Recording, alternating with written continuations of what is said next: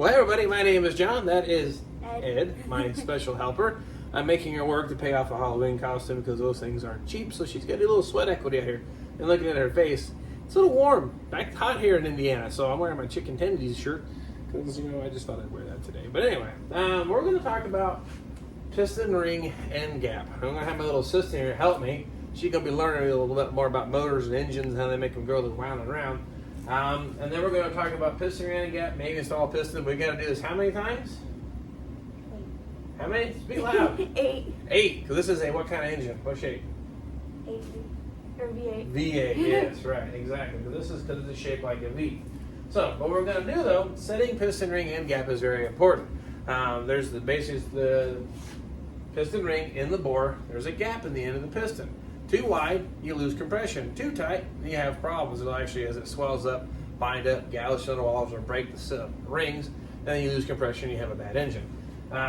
Typical street engine Pontiac, 18 to 20,000 is what we're going to be shooting for. So I'll show you how to check that. And if we have to modify it, I hope not, because I don't think I have any files here at home. So we're going to hope for the best. So far, this machine work on this engine block has been really nice. Well, let's first off start by showing you how to check the end gap, and then we'll worry about machining it later.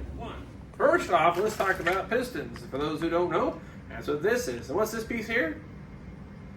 Oh, come on, Ed, you know. Okay, connecting rod. This is going to secure our piston rod assembly to the crankshaft down the bottom because they're very cranky. Count the grooves. 1, 2, 3. That's pretty typical of any piston I think I've ever seen for automotive. Top compression ring, middle compression ring, and oil control ring. So, they make this pretty user-friendly. Guess what? They label the bags with a picture. So if you speak picture like I do, top groove, number 1. Second groove on the piston, number 2. Go figure. And guess what? The oil expander control rings are on the 3rd ring land. Go figure.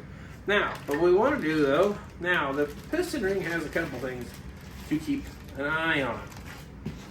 There's actually a top and a bottom. Yeah, okay, great. I don't know which way is which. Normally there'll be a little stamp punch mark somewhere. I don't see it anywhere. Yep, Nope, don't see it. Let's see if we get my eyes a little closer. This old guy, blind guy here. Wow, normally they'd be like a little dimple or labeled with the word top or stamped with a T or some kind of indicator. These don't seem to have it. But regardless of that, so let's not worry about that at the moment. We agree this is the top piston ring. Now looking at the end of it, if you look at the end view, it's a nice rectangle. Some piston rings are actually kind of a V shape. Some have the corner machined off of them. So that makes a difference in how it's orientated. Let me grab a second ring. Maybe that we can tell the difference. Yeah, look at this. I don't know if you can get that in the camera. See this edge here? It's got a taper on it. Is actually coming through or not. If you like sight the end of the ring, so the corner is basically machined off of that ring corner. That is telling you kind of a direction thing. And look at this one. They print this one in English. Guess which way this goes? That's the top side. So that one's going to be self-explanatory. But our top compression ring, I'm just not seeing the word top or anything stamped in it. And I don't see a weird shape like it's tapered, so I don't know. Well, here's what we're going to do. You take the piston ring. This is our top one. We don't want to mix them up because we've already looked at it and verified they're different. Slide it into your bore. Careful not to let these corners scratch the cylinder wall, but just go ahead and start it into there. Like so. And you'll see a small gap starting to form right down here. And that's what we're referring to in piston ring end gap. Now, I don't want to just measure it right now because it may not come out right. So we're going to take this piston and use it to push that ring down, about an inch and a half or so. And keep it nice and square. That then makes our piston ring nice and even. Now, what we talked about a minute ago, I said somewhere between 20 thousandths and 18 is where we want to be. So no bigger than this, no skinnier than that. So the 20 shouldn't fit in there. Oh, it goes, but it's tight. I'm not going to force it. 18 goes. So I'm definitely wide enough. But 20, I can't get it to go. That's sticking. So that's right between the two of them. So that ring does not need modified. Thank goodness for that. You have to do the same thing to ring number 2. I'll go ahead and clock that. You have to go down far enough to clear this chamfer on the 350 blocks. at the minimum.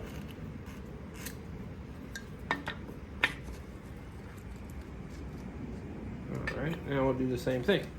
Let's check that end gap. Not no more than 20. 20 won't even go in there. I'm trying to file at home, but it just doesn't want to go. Ooh, 18's, I can feel it, but it goes all the way where nice and flat against the cylinder wall. So, fortunately, I don't need to file the rings. Let's say if that gap was too tight, you would need to file that opening ever so slightly and then recheck it the same way. But at this point, I would say those rings are good to go. What I'm going to do, I'm going to do all the rings, set all the gaps. What I like to do is if they're custom fit to each of the cylinders, I just like to leave them in the cylinder. When I grab that piston, I put the rings on it. So, same procedure, but I'm going to do all the top rings first. You get the idea. Then we'll come through and do all the second rings. See if I didn't really pay attention, I put the gap at. 18 goes. 20 will not. I'll call that acceptable. 18 goes. 20 snug, so we're going to call that good because I can't make it any bigger. 18's fine. 21, force it goes, so don't do that. Yeah, it's 20. Okay, that's good. Now I'll do the second ring just the same. Now she's going to have an attempt at putting one of the rings in there. You might take both hands to squeeze that. You don't got to squeeze it super tight, but then you just start pushing it in the hole. Give it a shove. You can do it. I believe in you. You can do it.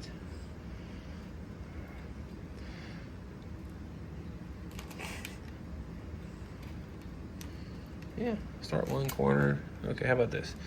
Take the corner here. I'll hold that. Now, push it in.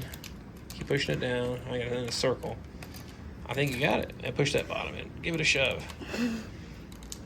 Oh, this is so much. Okay, now, take our piston. Take your piston here. Turn it upside down into the bore.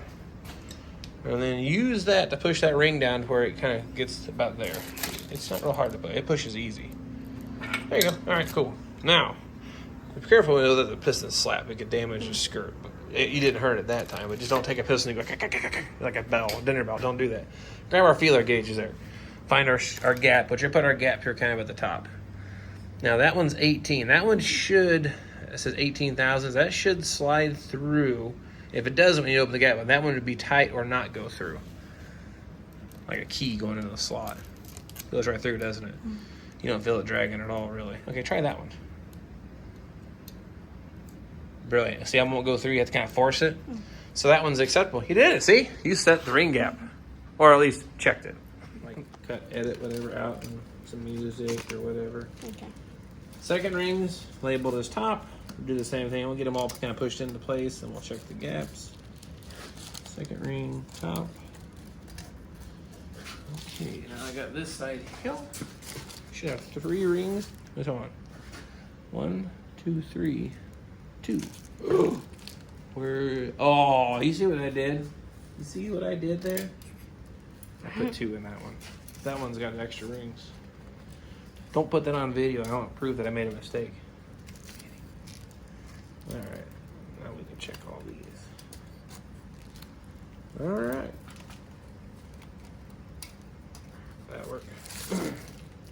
All of our piston, ring, end gaps are now satisfactory and happy. So next thing we're going to do is put the rings on the piston. I'm going to throw at least 1 piston in here on the video, and then we got to take her to volleyball practice and then do the whole family thing. So we won't be able to get all the pistons in, but I want to at least show you how to get 1 put in, set the ring gap, and show you how this is all going to go back together. And hence I have a helper was ready and willing to give me a hand this evening. I couldn't say no. So next thing is oil expander rings.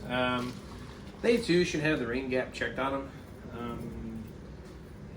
I think I'm gonna check at least 1, but I think we're gonna be okay. But I'll show you how to put the rings on here. But let me check one of these right quick. Anyway, one more thing I want to point out. We're getting ready to put the rings on our pistons, but we did this in each hole. I don't think I stressed the why. I leave them in that hole. Say if I did have to file them, this is custom fit for that cylinder. I don't want to start swapping them around in case this bore is a little different than this bore, and so on. So this is how I like to set them up. And in the order, I put the top ring, which is the top one, in the hole first, so they come out in reverse order. So this is going to be our bottom ring. I put it on my piston, and then the top ring goes on my piston. So they're laid out in order. So next thing, though, is we're going to do the oil expander ring. It looks kind of like these. you go ahead and just put this one in the groove. That one's really easy to do. Now they make tools to install piston rings. I don't have those, so I use my hands. Here, I want to see if I can get the angle right. Take that ring, I kind of do this with it. Let it walk around. This is good practice when you get to one of the compression rings. Now you get this, you gotta keep this from gouging the edge of the cylinder, the piston. Walk that thing right into place. Now you have another oil expander ring runs on the top. So this is our bottom groove. It's in that one. Now I'm gonna do the top groove. Same way, I kind of line the ring up in the groove. It flips around, it kind of stays in place. Walk it around. Ta-da, that ring is installed. Now, I'm gonna grab our top ring in the bore, which is our bottom ring on the piston. Make sure our top, see the word top, is facing up. This is the up side of the piston. Lay that in the groove like so. I'm gonna walk it around, and it kind of starts going like this on the piston. Again, now I gotta keep my finger here kind of snug to keep it off the side of the skirt, or the side of the piston face so I don't scratch it. Hold it up. That ring is in place, rotates pretty good. Grab my next ring, follow suit. Now here's what I determined on the top ring. Doesn't matter, there's no marks on this thing anyway. I'm gonna take the microscope to it, that magnifying glass I mean, because I'm getting old. Didn't find any indicators at all. The ring is perfectly rectangular, there's no tapered rounded edges, so I'm gonna dismiss it as no idea. So the instructions show it should have had a dot, but it doesn't. Now you see how I've done there, loop that around. It's coming around here. I'm gonna kind of pull this thing out away from the piston, keep it off the side of it. I'm gonna try to do the camera. Oh, it's oily now. Why'd you do that, Ed? Get my fingers to grip that thing. There we go. Now let's talk about, we talked about adjusting the gaps. Like the actual gap when it's down on the bore, you see it closes up. Now it does matter where the gap is sort of aligned in the bore. Many schools of thought, some old school engine builders say it doesn't matter because by the time it's done running, that gap will center itself back all the way down to the bottom or whatnot. But what I like to do, of course, our piston, a little notch here means towards the front of the engine. I don't like running the gaps on the thrust face or on the top or the bottom face. That's where the piston's kind of walking back and forth. I have a thinking it's going to have a chance of gouging if I do that. So I like to run mine 180 out. One top ring groove pointed to the rear, another pointed to the front. Now again, there's a service manual. It's probably listed somewhere in there. I'll encourage you to do what you want with that information. There's thousands of schools of thought on this. Just how I do it, it seems to work. So now at this point, my rings are installed, and I'm ready to install it down here in one of these holes. Yeah. Okay. Gone? All right, here's what we're going to do next. We now have this guy ready to put in. I still have to do all the other ones, but like I said, demonstration purposes, we're going to slap this together. Machine shop oiled the wrist pin. I got this green assembly still oozing out of it. So I think we're okay, but we're just going to go a couple drops of oil, I'm going to call that good. Now, when it comes to rings, we've already talked about setting the gap, where you're supposed to put them at. But putting it in the bore dry isn't ideal. I've seen people take like a big bucket and dump the whole piston in it and pull it back out. I think that's excessive, but you don't want it to be completely dry. But I just put a thin coat of oil on the rings, here on the skirt, just for the idea of, that's what the oil is for, lubricate the moving bits inside this engine. So the reason I don't like dipping the whole piston in there is, well, it carbon fouls the heck out of the top of the piston. And I don't want detonation problems. So there we go. Work that into the rings a little bit. Now I'll get the ring compressor out. All right, now this is the part where it's kind of nice to have an extra set of hands. Piston, oiled, ready to go. I have a piston ring compressor of this style here. It has a different size bands. Put this little cool clamp on it here. Squeeze it down. And there you go. My rings are now compressed to aid getting it down into the cylinder hole. Now, we talked about briefly a little mark that goes towards the front of the crankshaft. Oh, and then I've got my piston ring compressor. Missed a little spot. See that? I missed it.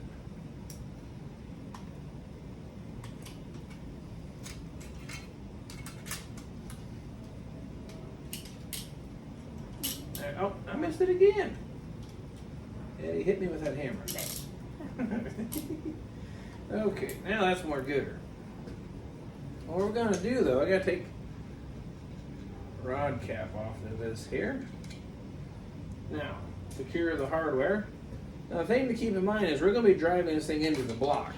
I don't want these studs bouncing off the crankshaft. This is where an extra set of eyes, extra hands are gonna come in super handy. But we can get this started in the bore, and then I'll have her just kind of tap that thing in there.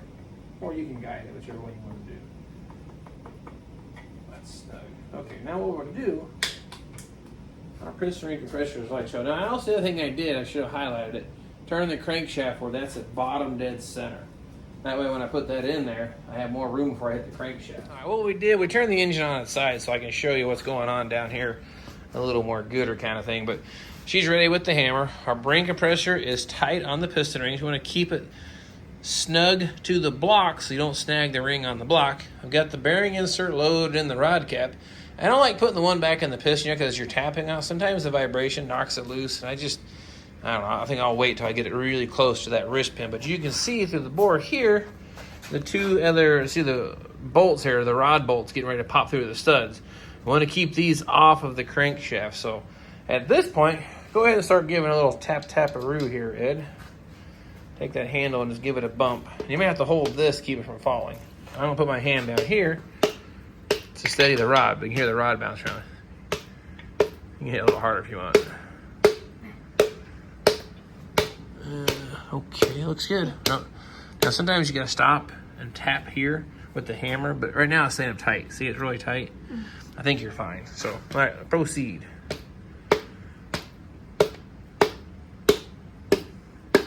Slow and steady wins this race, but it's going. Keep going. I think you got one ring in. It feels like one is getting tight again. That's the next ring. Hit it a little harder.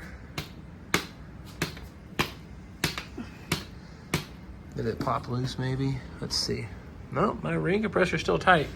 Just gotta get a little more ump into it then. That loosened it. Oh, yeah, it might have popped off the ring here. Let's check that here.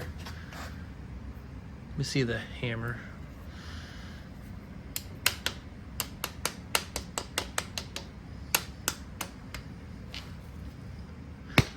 Okay, it's going. Yeah, you're good. Oh, look at that. You can leave that off now because look, that top ring is in this bore. So all you need to do now, you can leave that off. Put that other piece on the floor, the ring compressor. Just sit it down there, fine. Now I will guide the rod, and you just tap it into the place, okay? And it's going. Keep going. Yeah, it's going real good now. I'm closing the gap. Keep going. Keep on trucking it. Keep on going, going, going. Look at it. It's going through. Starting to beat. Again, steady, keeping it clear of the connecting rod to keep it clear of the crankshaft. And a little more, I'm going to have you stop. I'm going to put that bearing insert in here. A little more. Okay, that's good. I'm going to put this in first. Then you'll know when you hammer it home, it'll just go boom and just stop moving. So now we'll put this into place. This has that little notch that goes on the other side there, so we'll just roll it into place. You want to hold the camera lady? Camera Ed.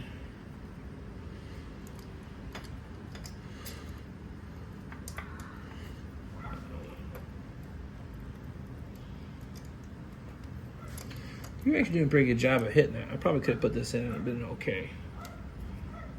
Let me get my little screwdriver down here. All right, got it? I'll use my little tech driver. That's all nice and happy. And put some slickum on it. Call that assemblage lube. Okay. On our rod cap. Again, this goes on a specific orientation. Make sure this area is clean, the mounting faces, and it goes keyway to keyway. So this is our direction of orientation. I just run down the nuts snug for now. They are right here. Now I like it's same as the mains. After I torque each one of them, I'd turn the crankshaft over. And as soon as the crank would, if it did stop rotating or got tight, that's where you need to start looking. So if right now this crankshaft turns, let's get the piston on now. It turns pretty easy. So if I torque this down, all of a sudden it gets more difficult. We got a problem. Now we've included now, there's going to be drag from the piston ring. So we've changed the equation some, but if it really feels like it's binding up, you need to investigate what you just got done doing. I'm going to do about 20 foot-pounds for now. And the other thing, if it was bound up on a wrist pin or the crank journal here, I wouldn't be able to slide it back and forth. So I'm going to say right now it's going to turn pretty easy. As soon as that bolt grabs, you see how that works out. So now, in preparation for the next one, I'll turn this over here, bottom dead center. Put a little bit of glue on it. And just do the same thing. Now, we have to repeat this process 8 times. Okay, ring compressor. Go ahead and put it around here. You have to open it up by pushing that lever on that. Yeah, push it the other way. Yeah, right, I'm sorry. Yep, let it open up. Now, put it around the piston heel. There's a side facing up and down. Yep, you got it right. I should just leave you in charge more often. Open it up really far. There you go. Now squeeze it tight. Squeeze it real tight. Really tight. All right, now which way does this mark go? You remember? Towards the front. Very good. They can't see your hand, so you have to say it. Squeeze a little tighter. You missed the one thing again, see it? I think it'll work. All right, I will guide this through here.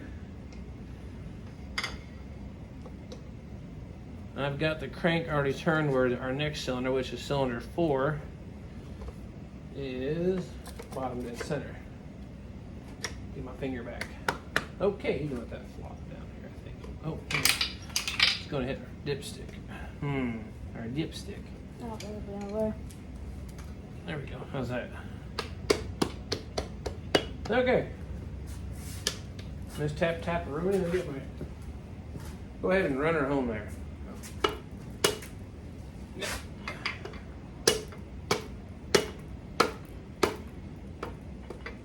Keep going. Keep going. You're doing good. Did it pop off already? Yeah. Oh, you're already in. Look, all the rings are in. Just keep going. Just keep on going. Be a master engine builder here in no time. All right, keep going. Looking good. It's getting close. I already put the bearing insert in this one, so just keep on going. You'll know when it stops. It'll feel like really solid. About 1.25 inch, 3/4, 1/8.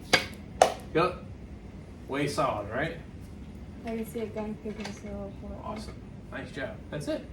All right, got it? Is it going? Yeah. Okay, I have to edit all this out. Okay.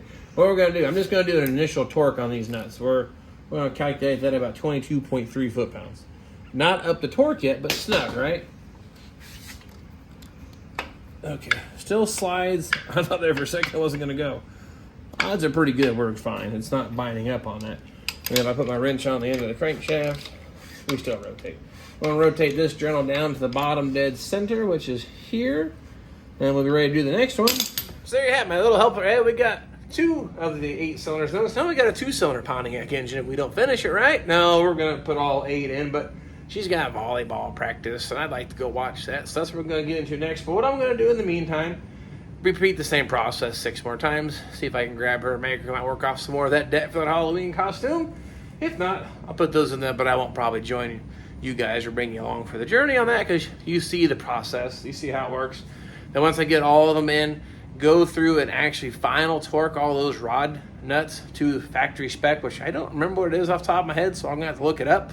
And same thing. As I torque one, rotate the engine. Torque it, rotate the engine. So far, everything is going together super nice, especially my little helper Ed right here. So anyway, appreciate you following me on the journey of my dad's Lamborghini coming back to life. It almost looks like a car if you squint, right? It looks like a car. It'll be done here in no time.